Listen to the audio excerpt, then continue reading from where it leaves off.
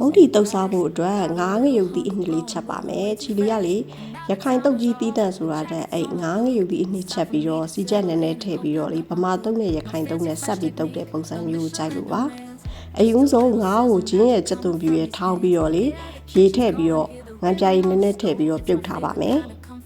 ပြုတ်ထားတဲ့အချိန်မှာငရုတ်သီးစိမ့်ရဲ့စက်သွန်ပြူနဲ့ကိုကြိတ်ထားပါမယ်ငရုတ်သီးစိမ့်နဲ့စက်သွန်ပြူကလေတော်တော်လေးမွန်နေသေးတာဟိုလေပြုတ်ပြီးတော့မှကြည့်ရင်တော့အမွန်တတ်တာပါတယ်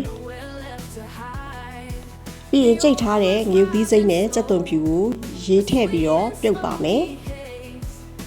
စိမ့်စားငပိထည့်ပါတယ်စိမ့်စားငပိလေးတွေချီအောင်ချီပေးရပါတယ်ပြီးရင်တော့ပြုတ်ပြီးတော့အယိုးနှင်ထားတဲ့ငါးကိုထည့်ပါတယ်ရတာအတွက်ကစားရယ်ငါးသားမှုန့်ရယ်ထည့်ပါတယ်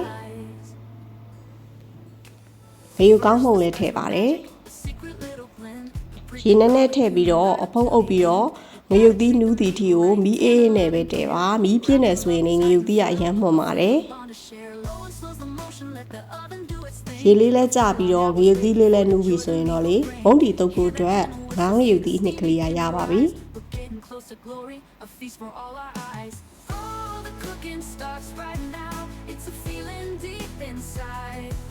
With a dash of this and a pinch of that, nowhere left to hide. ဘုံဘက်လေးပြုတ်ပြီးတော့ငါးငရုတ်သီးအနှစ်ကလေးထည့်ပြီးတော့မကြီးရည်လေးထည့်ပေါ့နော်မကြီးရည်ကိုတော့လေတချို့ကဒီငါးငရုတ်သီးအနှစ်ထဲမှာထည့်ချက်တယ်ပေါ့နော်ချီလီကတော့လေဒီငါးငရုတ်သီးအနှစ်တွေပိုနေရဆိုရင်ငါးငပိချက်ချက်လို့ရတယ်ဆိုပြီးတော့မကြီးရည်ကိုတတ်ဖြော်ပြီးတော့ပဲထည့်တုပ်ထားပါတယ်